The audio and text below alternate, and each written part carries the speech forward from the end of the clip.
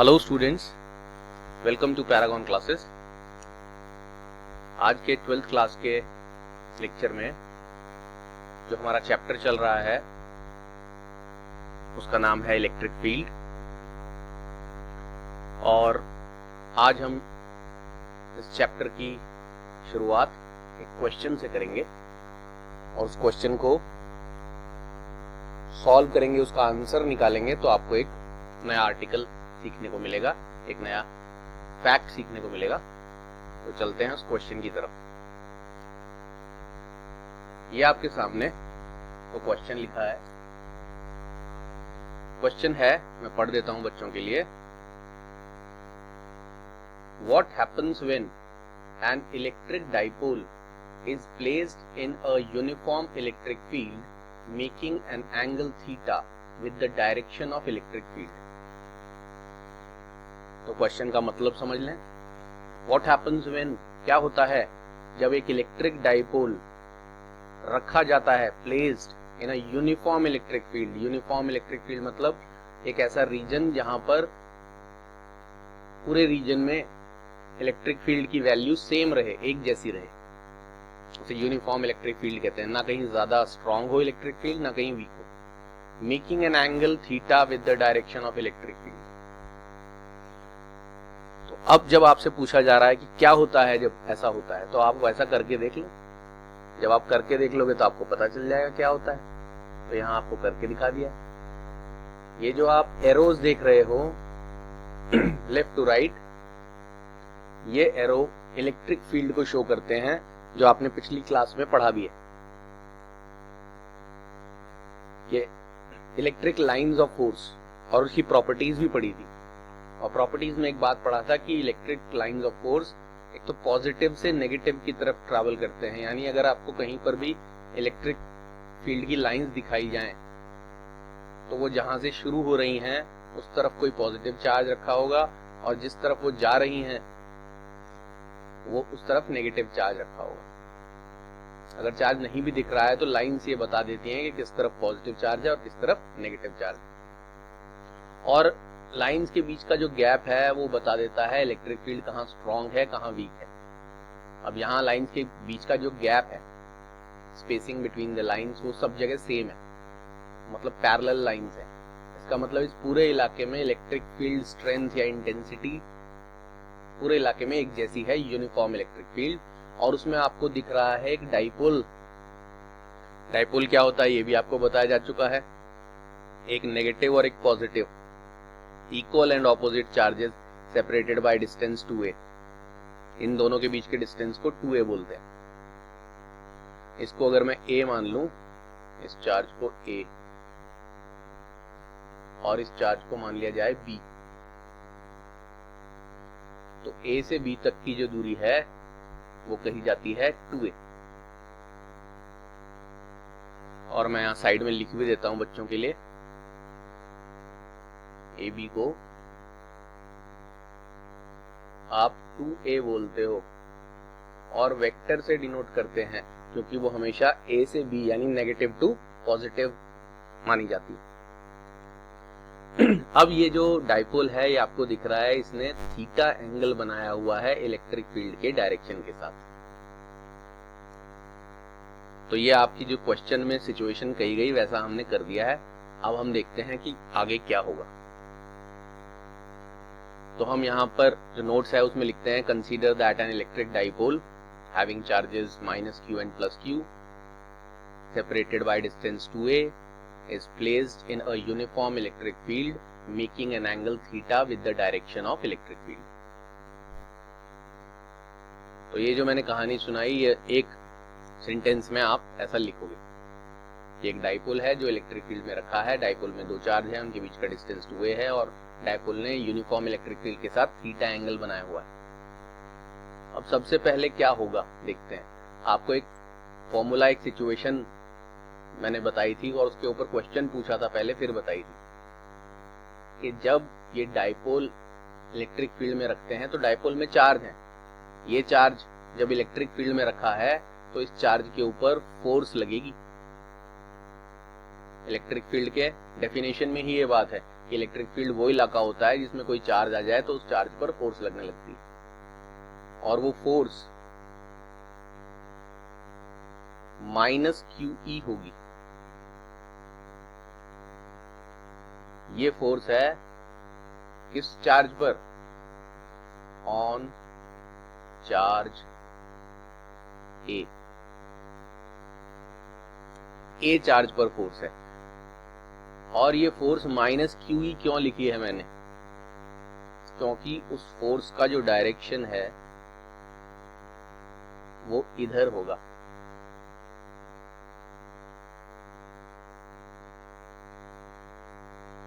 इधर क्यों होगा? ये एरो जो आपको दिखाया जा रहा है ये इधर इसलिए होगा क्योंकि ये माइनस चार्ज है, और माइनस चार्ज अट्रैक्ट होगा पॉजिटिव चार्ज की तरफ, अनलाइक चार्ज अट्रैक्ट करते हैं। और आपको कैसे पता कि इस तरफ लेफ्ट साइड में पॉजिटिव चार्ज रखा है? ये आपको पता चल गया है इलेक्ट्रिक फील्ड के एरोज से, इलेक्ट्रिक फील्ड के डायरेक्शन से। क्योंकि प्रॉपर्टी में पढ़ा है इलेक्ट्रिक फील्ड स्टार्ट होती है, ओरिजिनेट होती है पॉजिटिव चार्ज से और टर्मिनेट यानी खत्म होती है नेगेटिव चार्ज पर, या फिर यूं कहें electric field lines away from the positive charge and towards the negative charge.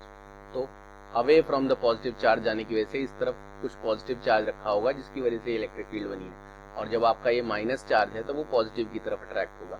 ये माइनस साइन ये शो करता है कि ये जो फोर्स लग रही है वो इलेक्ट्रिक फील्ड के डायरेक्शन के ऑपोजिट है। ये माइनस साइन यहाँ चार्ज के मैग्नीट्यूड की वजह से नहीं लिया गया है, यहाँ मैंने दोनों ये और ये वेक्टर्स लगाए, और E इलेक्ट्रिक फील्ड वेक्टर और फोर्स वेक्टर ये दोनों एक दूसरे के ऑपोजिट हैं। इलेक्ट्रिक फील्ड जिधर लग रही है फोर्स उसके ऑपोजिट लग रही है। ये माइनस साइन ये शो करता है फोर्स ऑन चार्ज ए, और इसका डायरेक्शन क्या है? Opposite to E।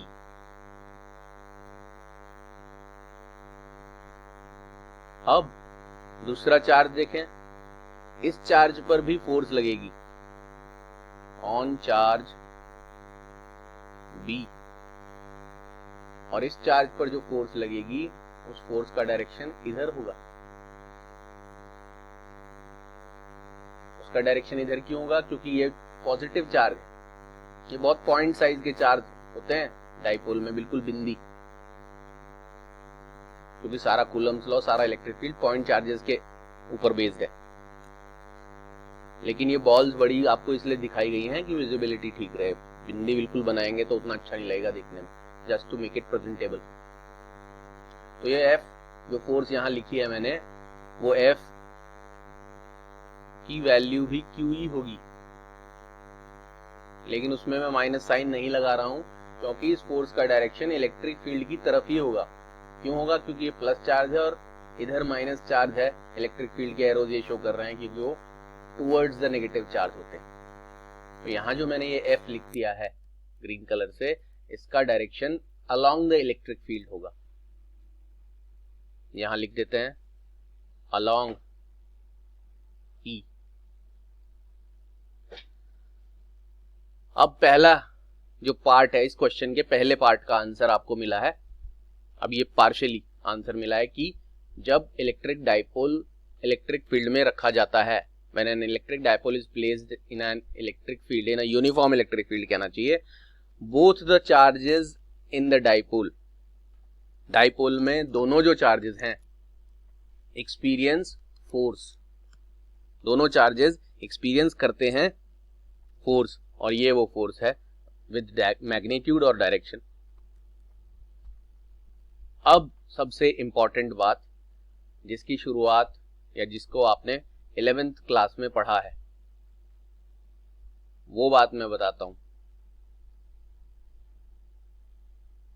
These two forces are equal, opposite and parallel। ये लाइन बहुत इंपॉर्टेंट है। These two forces are equal, opposite and parallel। ये दो फोर्सेस आप देख रहे हैं, एक इधर और एक इधर, वैल्यू दोनों का सेम, माइनस साइन तो डायरेक्शन के अपोजिट होने की वजह से है, लेकिन ये दोनों इक्वल भी हैं वैल्यू में, ऑपोजिट भी हैं, देखें एक राइट साइड में एक लेफ्ट साइड में, और पैरेलल भी हैं, देख रहे हैं ये पैरेलल हैं दोनों। अगर किसी बॉडी पर इक्वल ऑपोजिट फोर्स लगती हैं अलोंग सेम लाइन ऐसे, तो उस पर लगने वाला नेट फोर्स 0 हो जाता है। जितनी फोर्स इधर लगी उतनी फोर्स इधर लगी, दोनों ने एक दूसरे को कैंसिल कर दिया, नेट फोर्स 0। लेकिन अगर किसी बॉडी पर इक्वल ऑपोजिट फोर्स लगे और वो सेम लाइन के अलोंग ना हो, पैरेलल हो, तो वो उस बॉडी को रोटेट करा देती हैं, टर्न करा देती हैं। और जिस वजह से वो उसे टर्न कराती हैं, वो टर्न कराने वाला चीज कपल कहलाता है। ज्यादातर बुक्स में ये लिखा गया है कि ये जो डायपोल टर्न होता है ये टॉर्क की वजह से टर्न होता है,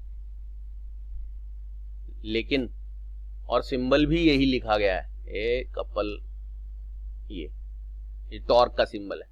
लेकिन रियलिटी क्या है कि टॉर्क जब किसी बॉडी को टर्न कराता है, turning effect of force is called torque, ये वर्ड आपने 11th में पढ़ा होगा, तब वो बॉडी पर एक फोर्स लगती है,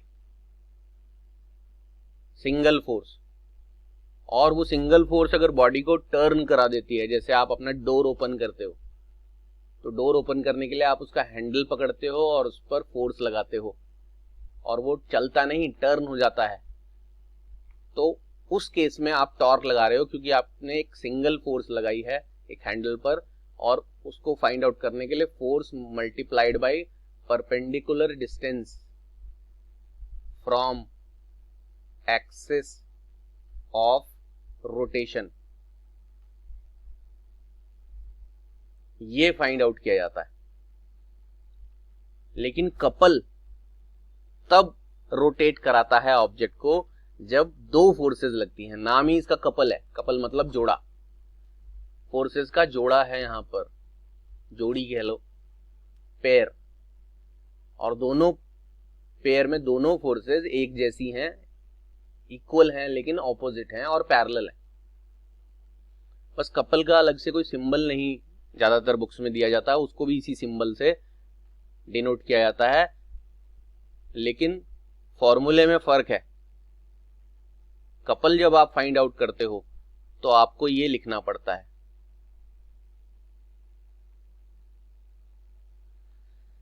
यहां आपको ये नहीं लिखना पड़ता है, यहां आपको सिर्फ फोर्स लिखना पड़ता है, क्योंकि एक ही फोर्स लग रही है, multiplied by perpendicular distance from the axis of rotation.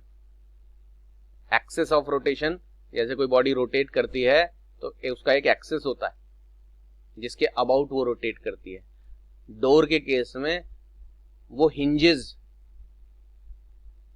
जहां चौखट होती है आपकी, चौखट से जो डोर कनेक्टेड है हिंजेस से, वो स्क्रू से टाइट किए गए हैं वो हिंजेस जहां पर हैं वो उस डोर का एक्सिस ऑफ रोटेशन, वहां से डिस्टेंस देखा जाता है। लेकिन जब किसी बॉडी पर कपल एक्ट करता है तो वो कपल ऐसे एक्ट करता है, दो फोर्सेस लगती हैं एक दूसरे के इक्वल, ऑपोजिट और पैरेलल, और तब दोनों में से कोई सी एक फोर्स को मल्टीप्लाई करना पड़ता है परपेंडिकुलर डिस्टेंस बिटवीन देम, उन दोनों के बीच के परपेंडिकुलर डिस्टेंस से, यानी इससे, ये F फोर्स और ये भी F फोर्स, ये ऐसे ऊपर की तरफ लग रही है, ये ऐसे नीचे की तरफ लग रही है, दोनों इक्वल, ऑपोजिट और पैरेलल हैं, ठीक है, ये ऊपर और ये नीचे दोनों इक्वल, ऑपोजिट और पैरेलल हैं, और ये उसका एक्सिस ऑफ रोटेशन है। लेकिन अब आपको ये डिस्टेंस एक्सिस ऑफ रोटेशन से फोर्स का डिस्टेंस नहीं, ये पूरा डिस्टेंस लेना पड़ता है। काफी डिफरेंस है कपल और टॉर्क में, लेकिन बुक्स में आप देखोगे बोलते हैं what happens when electric dipole is placed in uniform electric field, बोलते हैं इट एक्सपीरियंसेस अ टॉर्क, उस पर एक टॉर्क लगता है जो उसे टर्न करा देता है। ऐसा नहीं है, मैं आपको एग्जांपल बताता हूं, जब आप डोर ओपन कर रहे हो तो आप टॉर्क लगा रहे हो, लेकिन जब आप कोई टैप ओपन करते हो इस पर ध्यान कभी कोई देता नहीं है। रोज टैप ओपन करते हो पानी पीने के लिए, नहाने के लिए, धोने के लिए, कुछ भी। टैप ओपन अगर आप करते हो ऐसे रोटेट करने वाला, टैप को छोड़े बॉटल अगर आपकी, जैसे कोल्ड ड्रिंक की बॉटल आप ओपन करते हो जो प्लास्टिक वाली बॉटल आती है, तो वो बॉटल ओपन करने के लिए आपको उसके कैप को, ढक्कन जो होता है उसको रोटेट करना पड़ता है। क्या एक फोर्स से वो रोटेट हो जाता है? नहीं, आपको एक फिंगर और एक थंब यूज करना पड़ता है। और फिंगर और थंब को आप बॉटल अभी खोल कर देख लो इस वीडियो को पॉज करके, कोल्ड ड्रिंक की बॉटल या पानी की कोई बॉटल रखी हो, बिस्लरी की बॉटल हो, उसको ओपन करके देखोगे तो आप उसको रोटेट कराओगे तो एक थंब और एक फिंगर यूज करोगे पक्का।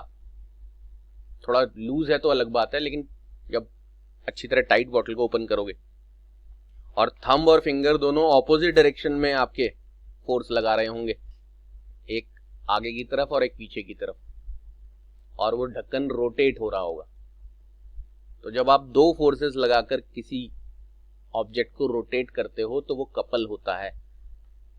और जब आप एक फोर्स लगाकर, जैसे डोर पर एक ही जगह आप फोर्स लगाते हो अपने एक हाथ से और वो डोर ओपन या क्लोज जाता है, तो वो टॉर्क होता है। दोनों ही चीजें ऑब्जेक्ट्स को रोटेट करती हैं, बट दोनों में डिफरेंस है।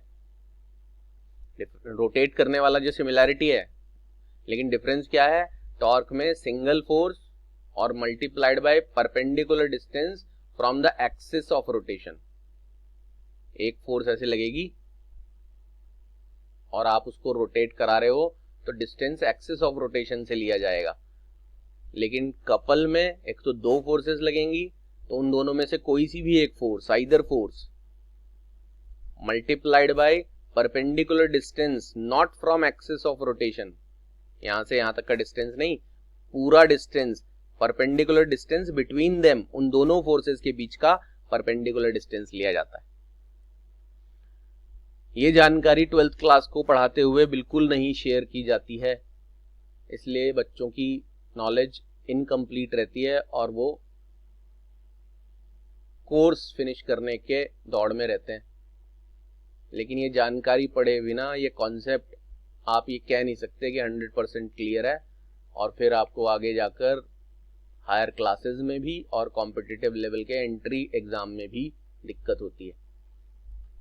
तो मेरा ये कहना है कि थ्योरी कॉन्सेप्ट्स को बारीकी से पढ़ें। जो बच्चे कंप्लेंट करते हैं कि हमसे आगे समझ नहीं आ रहा है या हमसे क्वेश्चन नहीं हो रहा है, उनके बेसिक्स क्लियर नहीं है इसका मतलब। और ये 12th की किसी बुक में ऐसे डिटेल में नहीं लिखा है, और मुझे मालूम है 90% बच्चों से ज्यादा, मैं 100% इसलिए नहीं बोलता कि वो थोड़ा सा ओवर कॉन्फिडेंट लगता है, लेकिन 90% से ज्यादा बच्चों को ये दोनों के बीच में डिफरेंसेस नहीं पता होते। जिसको मेरे बताने से पहले ये पता था उसके लिए बहुत बहुत शाबाशी है, अप्रिशिएशन है। तो आते हैं हम वापस। These two forces are equal, opposite and parallel. दो फोर्सेज हैं, सिंगल नहीं, तो दे कॉन्स्टिट्यूट अ कपल। इन दोनों फोर्सेज से कपल बनेगा जो इस डायपोल को रोटेट करना चाहेगा, रोटेट करेगा। और उस कपल कितना होगा वो उसको फाइंड आउट करते हैं। दोनों में से कोई सी भी एक फोर्स ले लो, दोनों ही सेम है, और मल्टीप्लाई कर दो परपेंडिकुलर डिस्टेंस बिटवीन देम से। अब ये परपेंडिकुलर डिस्टेंस बिटवीन देम कैसे होगा, कैसे पता चलेगा, वो आपको दिखाते हैं। सबसे पहला काम क्या करें, ये जो फोर्स आपको दिख रही है,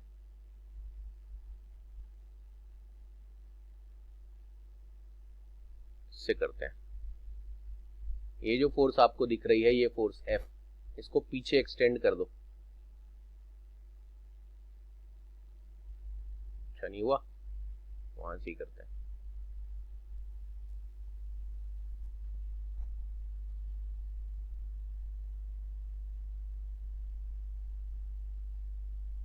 भाई ये क्या दिक्कत आ गई इसको।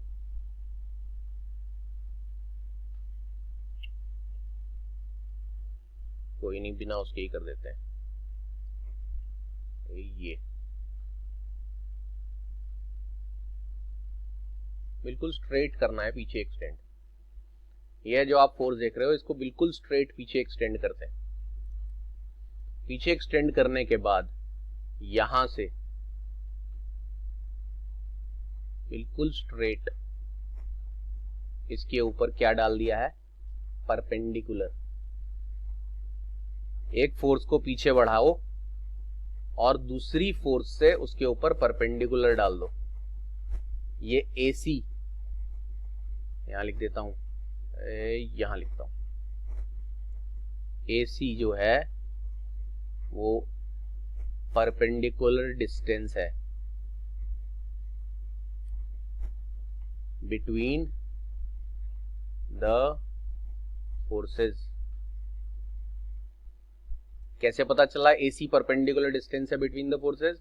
आपने इस फोर्स को पीछे की तरफ एक्सटेंड किया और यहां से एक परपेंडिकुलर डाला, तो जो परपेंडिकुलर डाला है वही परपेंडिकुलर डिस्टेंस है। ये काम आप दूसरी तरह से भी कर सकते हो, इस फोर्स को पीछे एक्सटेंड कर लो ये यहां तक, और फिर यहां से परपेंडिकुलर नीचे डाल दो, बात वही की वही रहेगी, यही परपेंडिकुलर डिस्टेंस आएगा जो यहां पर आएगा। करके देख सकते हैं। खैर, हमारा काम आगे का खत्म होता है। टॉर्क या ये कपल बोलते हैं जिसको, वो फाइंड आउट करने के लिए अब हम यहां पर लिख रहे हैं फॉर्मूला। टॉर्क या कपल जो भी आप इसको बोलोगे, बोलना नहीं है एग्जाम में, आपकी नॉलेज के लिए बताया। आइदर फोर्स, दोनों में से कोई सी भी एक फोर्स निकाल दें, दोनों ही क्यू ही है। माइनस नहीं लगाना यहां पर, क्योंकि माइनस तो सिर्फ डायरेक्शन को शो करने के लिए लगाया था। वैल्यू तो दोनों फोर्स की क्यू ही है, और आप उसे मल्टीप्लाई करोगे किससे, perpendicular distance between the forces, जो कि AC होगा। अब आपको AC कैसे फाइंड आउट करना है वो भी दिखा देते हैं। सबसे पहले तो अगर ये एंगल थीटा है तो ये एंगल भी थीटा होगा। कौन सा एंगल कहलाएगा ये, बच्चे जानते हैं? Alternate angle. ये लाइन पैरेलल, ये लाइन पैरेलल, ये ट्रांसवर्स कट कर रही है, तो ये एंगल ऑल्टरनेट एंगल कहलाएगा। अब आप in triangle ABC, triangle ABC में देखो साइन थीटा की क्या वैल्यू है। ये triangle ABC right angle triangle है। राइट एंगल ट्राइंगल में ट्रिग्नोमेट्री के सारे रेशियोज यूज कर सकते हो आप। साइन थीटा की वैल्यू होती है परपेंडिकुलर अपॉन हाइपोटेन्यूज। थीटा के सामने वाली साइड परपेंडिकुलर होती है, तो आप यहां लिखोगे AC, और हाइपोटेन्यूज होती है 90 के सामने वाली साइड, यहां लिखोगे AB।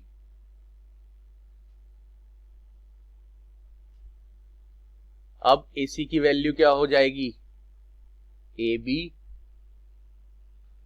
साइन थीटा, जो आप यहां पुट कर सकते हो। तो आपके पास टॉर्क आएगा QE multiplied by AB sine theta. ये आपके पास टॉर्क आ गया या कपल। यहां इस केस में टॉर्क नहीं कपल है, क्योंकि अभी पूरा डिटेल में बताया, सिंबल की वजह से इसे टॉर्क बोल दिया जाता है, क्योंकि कपल का मैंने बताया सिंबल नहीं है, तो टॉर्क वाला सिंबल ही इसको उधार लेना पड़ता है। अब यहां गौर से देखें, पहले ही लिख लिया था मैंने, AB की वैल्यू 2A है, तो आपकी अगली लाइन जो है वो होगी QE। AB का वैल्यू कितना है, 2A। वो वेक्टर नोटेशन सिर्फ डायरेक्शन के लिए है, वैल्यू वैल्यू रखी जा रही है यहाँ, वैल्यू मतलब मैग्नीट्यूड। अब आपके पास ये कपल का फॉर्मूला बन गया है। बस एक चीज याद दिलवा दें जो आपको याद रहनी चाहिए, पहले पढ़ाई जा चुकी है। Q और 2A को मल्टीप्लाई करने पर क्या आता है, वीडियो देखने मेरे लिखने से पहले बच्चों के दिमाग में आ जाना चाहिए, नहीं आया है तो चिंताजनक बात है। Q और 2A की मल्टीप्लाई से P आता है। P होता है इलेक्ट्रिक डाइपोल मोमेंट, और Q और 2A की जगह आपने P लिख दिया। E वैसे का वैसे ही है, और साइन थीटा। ये आपके पास फॉर्मूला आ चुका है। तो ये आपके पास आ गया है कपल का formula P E sine theta, जिसमें पी डायपोल मोमेंट है, ई इलेक्ट्रिक फील्ड है और थीटा वो एंगल है जो इस डायपोल ने इलेक्ट्रिक फील्ड के साथ बनाया है। आपको या तो डायरेक्टली डायपोल मोमेंट गिवन होगा या दोनों चार्ज और उनके बीच का डिस्टेंस, तो आप डायपोल मोमेंट निकाल लेंगे, इलेक्ट्रिक फील्ड इंटेंसिटी गिवन होगी और थीटा भी। अब एक और इम्पॉर्टेंट चीज, वो इम्पॉर्टेंट चीज ये है कि ये जो कपल या टॉर्क होता है ये भी एक वेक्टर क्वांटिटी होती है, और आप वैसे तो सॉल्व करने के लिए यही फॉर्मूला यूज होगा, लेकिन इसे भी वेक्टर नोटेशन में बच्चों को लिखना आना चाहिए। तो हम उनको वेक्टर नोटेशन में इसको लिखने का मेथड बता देते हैं। बहुत आसान है, 11th क्लास में बच्चों ने इस चीज को पढ़ा होता है, मैं याद दिला दूं। अगर आप टॉर्क को ऐसे लिखेंगे इन वेक्टर नोटेशन, ये लाइन लिखना यहाँ तक डिराइव करने के बाद ये लाइन लिखना जरूरी है। वैसे तो फॉर्मूला डिराइव हो चुका है, लेकिन ये लिखना जरूरी है। इन वेक्टर नोटेशन टॉर्क या कपल, सिंबल तो टॉर्क का ही है, कपल जो है इक्वल टू ये पी ई साइन थीटा है। पी भी डायपोल एक वेक्टर क्वांटिटी होती है, डायपोल मोमेंट बताया था। पी का वैल्यू Q इंटू 2a जब आता है तो ये P वेक्टर इसलिए होता है कि 2a भी वेक्टर है, और इलेक्ट्रिक फील्ड इंटेंसिटी तो वेक्टर क्वांटिटी है ही, साथ में साइन थीटा है जिसमें थीटा इस डायपोल के डायपोल मोमेंट और इलेक्ट्रिक फील्ड के बीच का एंगल है। तो आप इसको इस फॉर्म में लिख सकते हो, ये इसका वेक्टर नोटेशन है। बच्चों को 11th क्लास में वेक्टर्स के मल्टीप्लिकेशन में दो तरह के मल्टीप्लिकेशन सिखाए गए थे, एक डॉट प्रोडक्ट, एक क्रॉस प्रोडक्ट। जब दो वेक्टर का डॉट प्रोडक्ट करते थे तो उन दोनों वेक्टर के मैग्नीट्यूड के साथ यहां पर साइन थीटा ना आके कॉस थीटा आता था, और जो आंसर आता था वो एक स्केलर क्वांटिटी होती थी।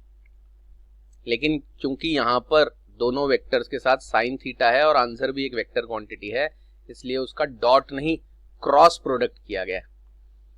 जब आप इस क्रॉस प्रोडक्ट को सॉल्व करेंगे तो आपके पास यही आएगा, P क्रॉस E का मतलब ही P साइन थीटा होता है।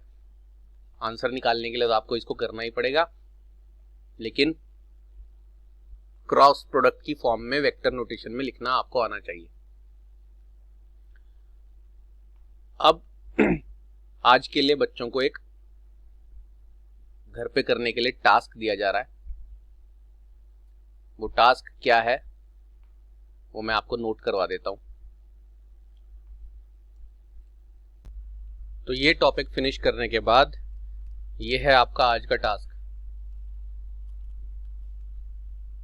ये कुछ क्वेश्चंस हैं जिनके आंसर आपको सेंड करने हैं आफ्टर वॉचिंग दिस लेक्चर, इसी सीरियल ऑर्डर में व्हाट्सएप करने हैं मुझे, या आप कॉपी में लिखकर उसका पिक्चर यानी फोटो खींचकर भी भेज सकते हैं। क्वेश्चन 1 है when the dipole will experience maximum couple. ये जो आपको फॉर्मूला बताया गया है, इस फॉर्मूले से आपको पता लगाना है कि मैक्सिमम कपल जो है वो कब एक्सपीरियंस करेगा dipole. What will be it's value, उस मैक्सिमम कपल की वैल्यू क्या होगी। What is the net force on the dipole, जब ये डायपोल इस इलेक्ट्रिक फील्ड में रखा है तो उस पर नेट फोर्स कितनी है। दो फोर्सेस हैं, उनकी वजह से कपल आपने निकाल लिया, लेकिन नेट फोर्स कितनी है वो भी पता लगाना है। ये क्वेश्चन काफी बार पूछा जाता है और काफी बच्चों को इसके आंसर देने में कंफ्यूजन की वजह से वो गलत आंसर दे देते हैं। तो यहाँ ये क्वेश्चन आपको पहले खुद सोचना है, क्योंकि मैंने अगर डायरेक्टली बता दिया तो उसके बाद भी बच्चे इसको याद नहीं रख पाएंगे। What is the result of this couple on dipole, ये क्वेश्चन जरा मैं क्वेश्चन एक्सप्लेन कर दूं। हमारे पास ऐसे ये जो इलेक्ट्रिक फील्ड है ना,